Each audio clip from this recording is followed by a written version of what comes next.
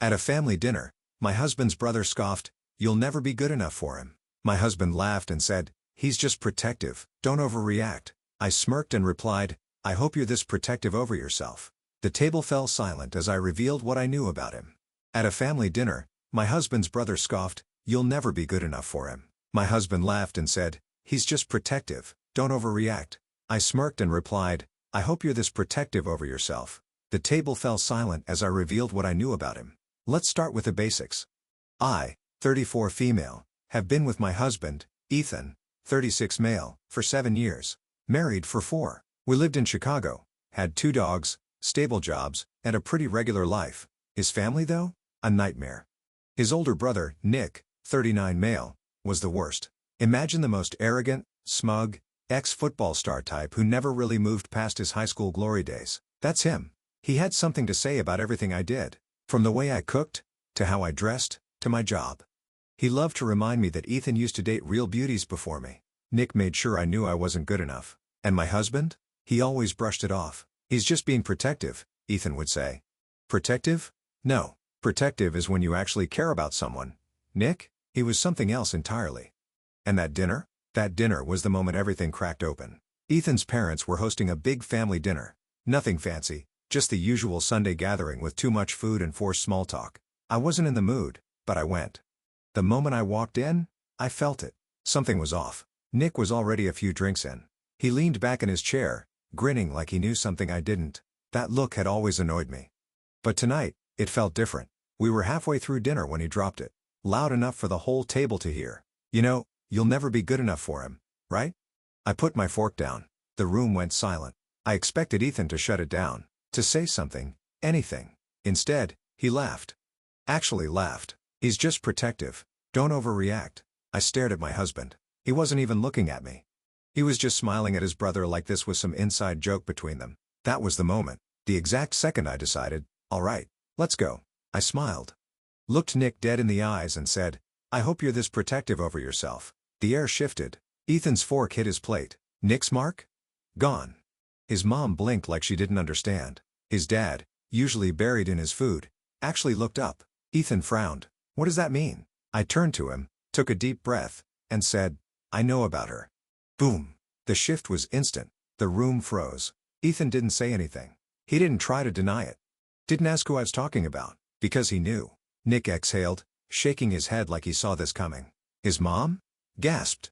Clutched her chest like she was the one being cheated on. Ethan finally found his voice. "Babe, what are you even talking about?" I didn't blink. "The blonde. The one from the hotel on Michigan Avenue. The texts. The Uber receipts. The extra credit card you thought I wouldn't find." Silence. Ethan turned white, then red, then back to white. His dad put down his drink. "Ethan?" He opened his mouth, but nothing came out. I pulled out my phone, tapped the screen, and flipped it around. Photos, screenshots, dates. His mother actually screamed. "Nick?" He laughed. He actually laughed. Ethan's eyes flicked between me, the phone, and his brother. "What the?" Nick took a sip of his drink, shaking his head. "Told you she'd find out." Ethan snapped his head toward Nick. "You told her." I wasn't expecting what happened next. Nick shrugged. "You did this to yourself." Ethan looked like he wanted to throw the table across the room. His fists clenched so tight his knuckles went white. "I told you that in confidence." Nick chuckled. "And I told you to be smarter. Guess you weren't." The whole table was watching. His mom covered her mouth. His dad ran a hand down his face. I sat back and let them implode. Ethan lunged at Nick. Not a joke. Not an exaggeration. He actually went over the table. Plates flew. Food spilled. Glass shattered. His mom shrieked. His dad jumped up to grab Ethan before he actually swung at his own brother. Nick just left. I just sat there watching everything burn. Nick had barely moved. He was still sitting there, arms crossed, grinning like he had just won the biggest bet of his life. Meanwhile, Ethan was losing it. His dad had both arms wrapped around him, trying to keep him from lunging across the table again. His mother was sobbing into a napkin. Me? I just sat back and took it all in. "You absolute piece of shit." Ethan growled at Nick. Nick didn't flinch. He just smirked and took another slow sip of his drink. "Hey, don't get mad at me.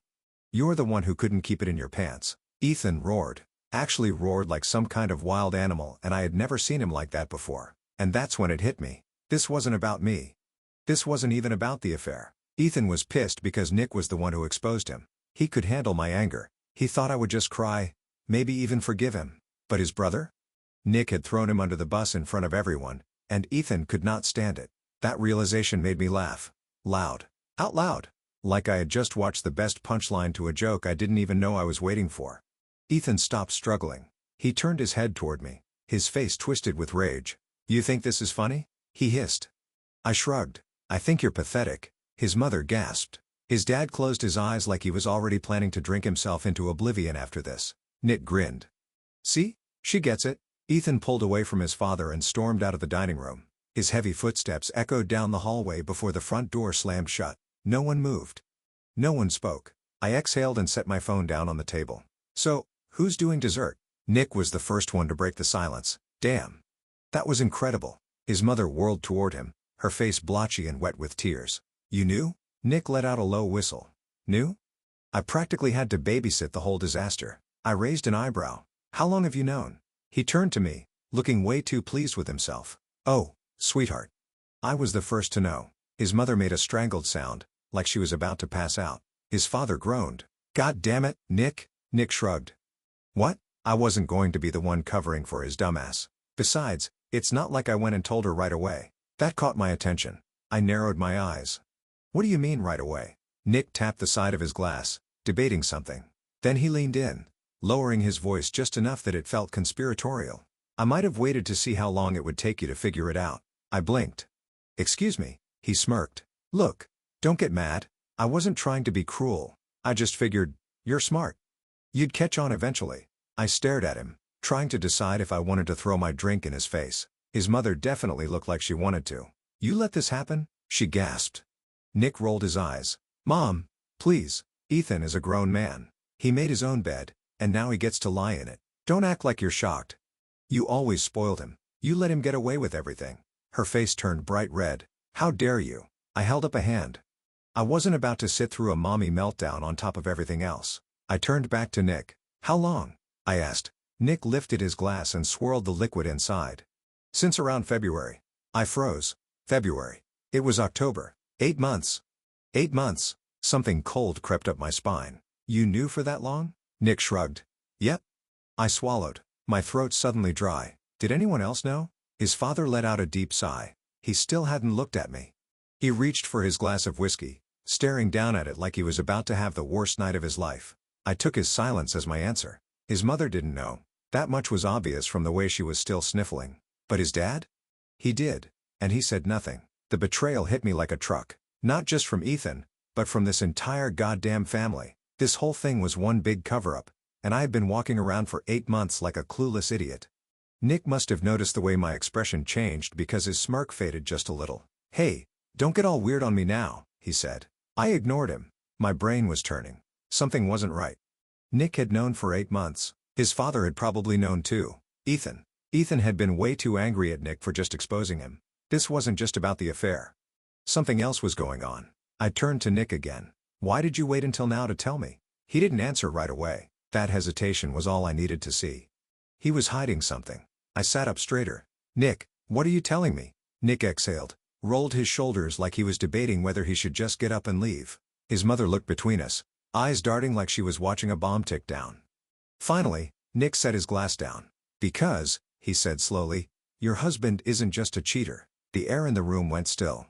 A deep, heavy, foreboding kind of stillness. The kind that makes your heart rate spike before you even know why. I swallowed hard. "Then what is he?" Nick held my gaze. And then he said, "A liar and a thief." I felt a chill creep over me despite the warmth of the room. "A liar and a thief?" I repeated. Nick leaned back, watching me carefully. His expression was unreadable now, the cocky smirk gone. He had that look, like he was debating something, trying to decide if he should tell me more or keep his mouth shut. "Start talking." Nick sighed. He picked up his drink again, swirled it, then set it back down without taking a sip, stalling. His mother's face was blotchy and pale.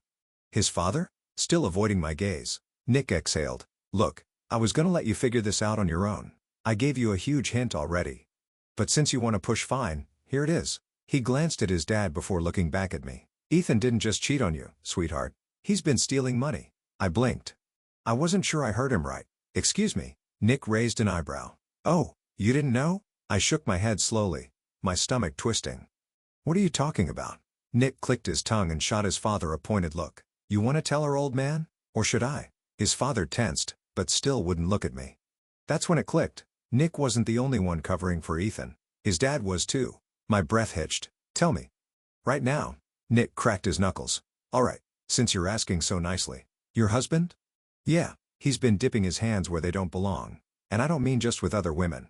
The floor felt unsteady beneath me. Where, Nick? I whispered. He smirked, but it didn't reach his eyes. At work, with company money. He's been stealing from his own firm. My brain went into overdrive. Ethan worked in finance. He was a mid-level executive at an investment firm in downtown Chicago. He always talked about big accounts, big deals, and big bonuses. We were doing fine financially, or so I thought. But now? Now my stomach was churning because none of this was making sense anymore. What do you mean stealing? I asked, my voice thin. Nick stretched his arms like this was all some casual conversation. Creative accounting, let's call it. Taking client money and moving it around where it shouldn't be. Padding numbers, shuffling funds, just a little redistribution. His father groaned and rubbed his face. Jesus, Nick. Could you just shut up? Nick turned to him. Oh, so now you care? The damage is already done, old man. Might as well let her in on the full picture. I ignored them both, my pulse hammering in my ears. How long? Nick tilted his head, thinking. 2, maybe 3 years? I felt sick. 3 years. That meant that while I was going about my life, planning our future, he was out here playing criminal. And I hadn't even suspected a thing. Then another horrible thought hit me. Nick, I said, voice barely above a whisper. The woman. The blonde. The one from the hotel. He raised a brow. What about her? I hesitated. Was she just an affair? Nick grinned. And this time, I didn't like the look of it. Oh, sweetheart. She wasn't just some random side chick. She's a part of the whole mess. And guess what? She's not just some girl from Tinder. She's someone very important to your husband's business deals. I felt like my head was spinning. Who is she? Nick drummed his fingers against the table. Let's just say Ethan didn't just cheat with her. He made a deal with her. My chest felt tight. A deal for what? Nick shrugged. A deal to cover his ass. She works for one of his biggest clients. Someone who's starting to notice that money is missing. It took me a full 3 seconds to process what he just said. Then it hit me like a goddamn train. Ethan wasn't just sleeping with her. He was using her to keep her quiet, to keep himself out of trouble. Oh my God, this was bigger than just some sleazy affair. Ethan wasn't just a cheater. He was a criminal. And the only reason he was sleeping with this woman was to keep her from reporting him. I gripped the edge of the table so hard my knuckles went white. Nick, I forced out. Who is she? Nick's smirk widened. She's the executive assistant to one of his firm's biggest investors. And let me tell you, sweetheart, if she decides to talk. He let out a low whistle. Your husband is going to prison. Everything inside me went numb. For 4 years, I thought I was married to a man I knew. A man I trusted. But the truth? I was married to a liar, a thief, a coward. And now the walls were closing in on him. Nick leaned forward, lowering his voice. So tell me, sis-in-law. I lifted my eyes to his barely breathing. What do you want to do about it? Nick's words hung in the air like a loaded gun. So tell me, sis-in-law. What do you want to do about it? I couldn't answer. My heart was pounding in my ears, and my fingers were shaking against the table because I suddenly realized Nick wasn't just handing me the truth. He was giving me a choice. Expose Ethan or let him bury himself. A noise from the hallway snapped my attention back to the moment. The front door creaked open and then Ethan walked back in. Ethan looked wrecked. His hair was a mess, his eyes were wild, and he was breathing hard like he had just finished screaming into the night. But when he saw all of us still at the table, when he saw Nick leaning back with that smug expression, his face darkened. What are you still doing here? Ethan growled. Nick snorted. Well, seeing as I just dropped a bomb about your little embezzlement side hustle, I figured I'd stick around for the fallout. Ethan's whole body stiffened. His mom gasped. His dad swore under his breath. Ethan whipped his head toward me. You believe him? He asked, his voice sharp, desperate. He's messing with you. He's been trying to ruin me for years. I stood up slowly, meeting his eyes. I believe the evidence. His face went pale. For a moment, Ethan looked like he was going to deny it. I could see the gears turning in his head. Lie, manipulate, twist the truth just enough. But then, something in him snapped. His fists clenched. His jaw tightened. And then fine. That one word sent shivers down my spine. Nick raised an eyebrow. Oh, no more excuses? Ethan ignored him. He was locked on me now, eyes burning. Yeah, I took the money. Yeah, I slept with her. And, yeah, I did it to keep her quiet. What do you want me to say? The room spun. I knew it. But hearing him say it out loud, the final brutal confirmation felt like someone had dropped a boulder on my chest. I opened my mouth, but no words came out. His mother started sobbing again. His dad shook his head in disappointment. And Nick? He let out a slow, mocking whistle. Damn, he said. Didn't think you'd actually admit it. Ethan snapped toward him. Go to hell, Nick. Nick grinned. Already there, brother. Thanks for the entertainment though. Ethan's hands shook with rage. I took a step back, suddenly disgusted. You weren't even going to tell me, were you? I whispered. You were just going to keep lying. Keep pretending. Ethan let out a bitter laugh. Of course, I was. What did you expect? I had everything under control. I choked out a hollow, humorless laugh. Control? You've lost everything. His eyes darkened. Not yet, I haven't. That's when I realized he wasn't done fighting. Ethan turned to his parents. You gonna act all high and mighty now? He sneered. Like you didn't cover for me before? His father's face hardened. I covered for you when you were a stupid kid, Ethan. Not when you became a goddamn criminal. Ethan let out a dry laugh. Oh, but Nick gets to be the hero? He gestured wildly. Nick, who spent half his 20 scamming people? Nick? The family? Nick didn't even blink. At least I own my shit, he said. At least I didn't drag my wife into a mess she didn't sign up for. Ethan turned back to me. His expression was unreadable now. Cold. Calculated. You want to leave? He asked. Fine. But don't pretend you're innocent in all this. I froze. What is that supposed to mean? I snapped. Ethan tilted his head. You think you were the perfect wife? You think you didn't ignore the signs? Come on. You knew something was off. You just didn't want to look too hard. You didn't want to deal with it. I felt like I had been slapped because deep down, I knew there was a tiny shred of truth in what he said. I had ignored the signs. I had chosen to believe the best in him even when things felt off, but that didn't mean I was to blame. I took a deep breath. You're right about one thing. He smirked. Oh, yeah. I nodded. Then I smiled. I'm leaving. His smirk vanished. I grabbed my bag and walked toward the door. Ethan's voice cut through the silence. If you walk out now, that's it. I stopped hand on the doorframe. It's already over, Ethan. Then I opened the door and walked away. I didn't look back. Behind me, I heard his mother sob. I heard Nick exhale like he had just watched the grand finale of a movie. And Ethan, he didn't say a damn word. I filed for divorce the next morning. Nick sent me a text that simply said, told you you'd find out. Ethan? He was arrested 2 months later. Turns out, his little affair partner hadn't been as loyal as he thought. She cut a deal with the firm and handed over every piece of evidence they needed. I watched it all unfold from a distance. I didn't visit him. I didn't write. I didn't feel sorry for him, because for the first time in years, I felt free. It's been 6 months now. I moved out of Chicago, got my own place, started fresh. Sometimes, I think back to that dinner. To the moment when everything fell apart. And you know what? I wouldn't change a damn thing.